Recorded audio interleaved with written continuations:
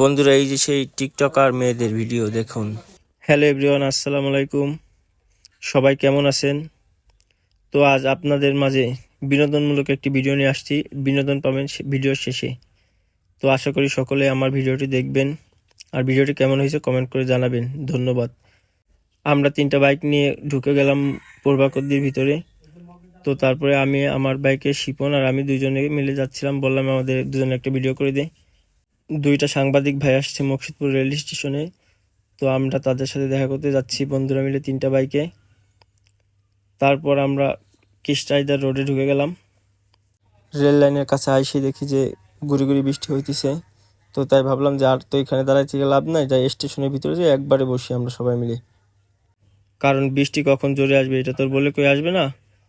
তারপরে যে সাংবাদিক ভাইদের সাথে আমরা যাচ্ছিলাম এই সামনে, ভাইয়েরা বললো যে চলো সামনে যেয়ে কিছু ভিডিও করব।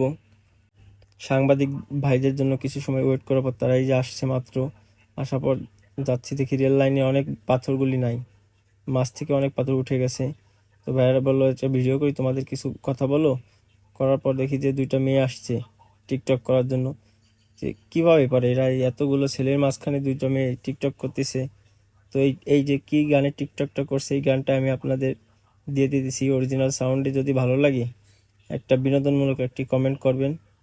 আর আমার বন্ধু শিপন মন দিয়ে দেখতেছে ভিডিওটি, কি ভিডিও এটাই করে। আমরা চাই। আমরা এলাকাবাসী এটা নিয়ে অনেক কষ্ট হয়ে যাচ্ছে।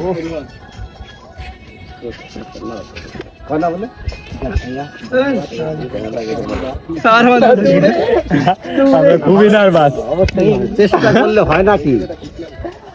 খুবই নার্ভাস। তো আপুদের অনেক ধন্যবাদ যে এত সুন্দর একটি বিনোদনমূলক ভিডিও আমাদের করা উপহার দেওয়ার জন্য। তো যাই হোক, তারপরে আমরা চলে আসবো। তখন দেখি যে ট্রেন আসতেছে। তো তারপরে ট্রেনে ভিডিও করে আমরা সবাই চলে আসছি।